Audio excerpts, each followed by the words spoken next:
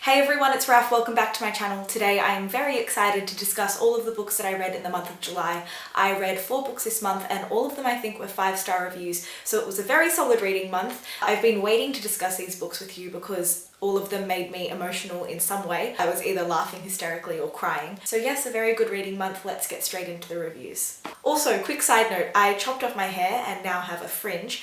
I feel like Lord Farquaad with a perm. I apologise if I look like a messy rat in this video. We just have to work with what we got. That's what we're gonna do. Let's get into it. The first book that I read this month was The Hate You Give by Angie Thomas. This book deals with a lot of really deep topics.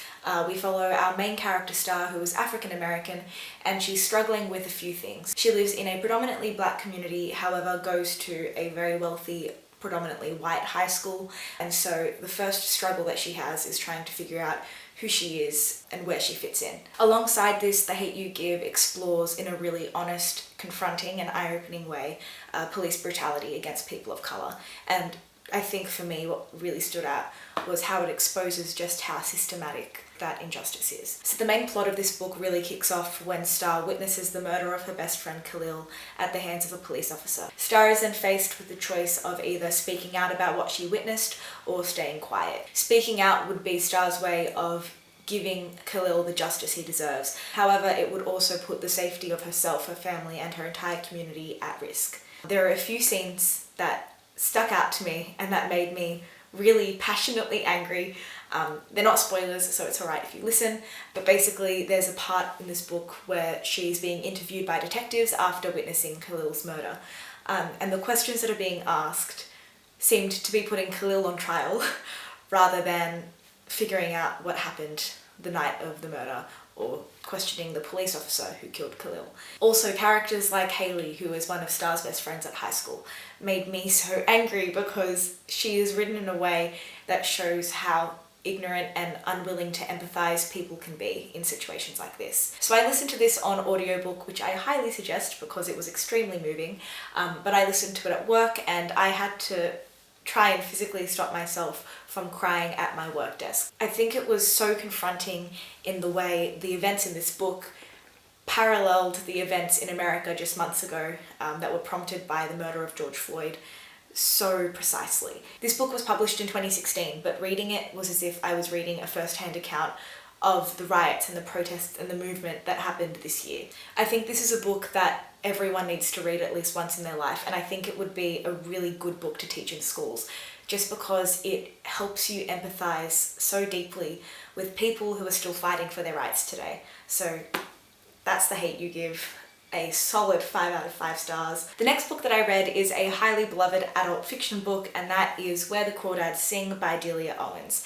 This book is set in the 1970s in North Carolina, and it follows the story of a young girl who is abandoned by her family in a swamp, and so she becomes the marsh girl who is alienated and isolated. So I found this a really interesting coming-of-age story because we witnessed Kaya grow up, but having to deal with extreme loneliness and isolation, and she experiences love, but that again brings abandonment over and over again. So I really enjoyed reading about Kaya's character, who's seen as this savage, but who is actually really sensitive and intelligent. Parallel to her coming-of-age story, we follow the murder mystery of town ladies' man and athlete Chase Andrews. He's found dead in the swamp after being pushed off a watchtower. However, there are no traces of anyone having been with him at his murder. Again, I loved this book. I think this has become another favourite of the year. Just because it, one, followed a really interesting character, and two, it was written so beautifully. The writing was so lyrical, and this book also weaves poetry throughout it, and that kind of reflects in a really interesting way the way Kaya thinks and sees biology and the marsh. Because she spent her whole life surrounded by the marsh, she kind of speaks in this way that mirrors the movement of nature, if that makes sense. I found out after reading this book that Delia Owens was actually a naturalist before she became an author. So she's published non-fiction books about biology and marshland and swampland before.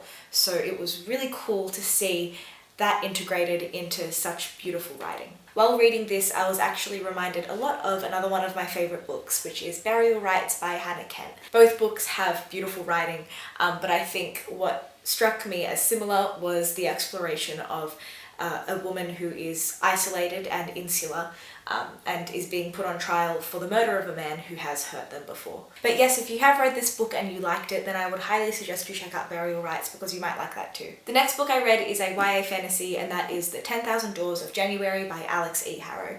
This is a very loved book on YouTube, and I finally understand why this has so much hype, and I am on that hype train. I love this book so much. First of all, the writing is amazing. Second of all, the concept had me wanting to go on magical adventures.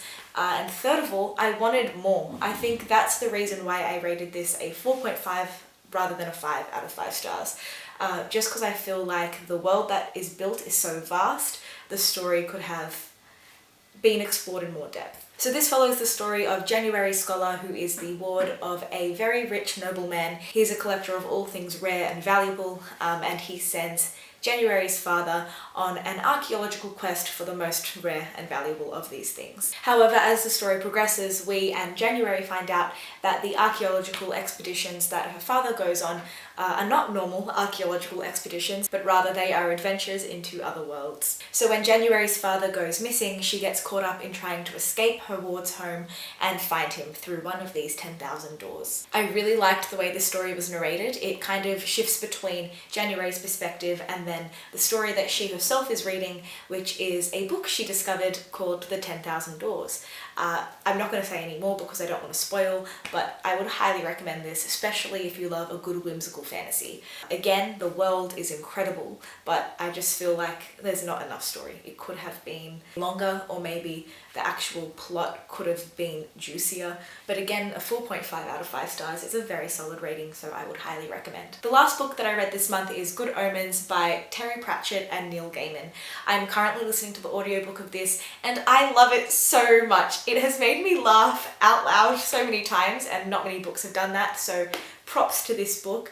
But with authors like this, that's kind of a given. I love Neil Gaiman, and I think I'm going to have to read more Terry Pratchett after this. This book follows the story of an angel and a devil who team up to stop the Antichrist from bringing the apocalypse. This book follows the story of an angel and a devil who team up to stop the Antichrist from bringing the I can't say the word apocalypse. I said it. This book follows the story of an angel and a devil who team up to stop the Antichrist from bringing the apocalypse to the world. With a plot like that, and with hilarious characters who are just so witty and oblivious, you can't go wrong. Highly, highly suggest this, and I can't wait to finish it. I also will be watching the TV show as soon as I finish, so we'll let you know my thoughts on that. And that brings us to the end of my July wrap-up. I hope you enjoyed hearing my thoughts on all of these books. They're all really solid reads, so I highly recommend you check them out. If you have, please let me know your thoughts on them down below, and I'll see you in the next video. Bye!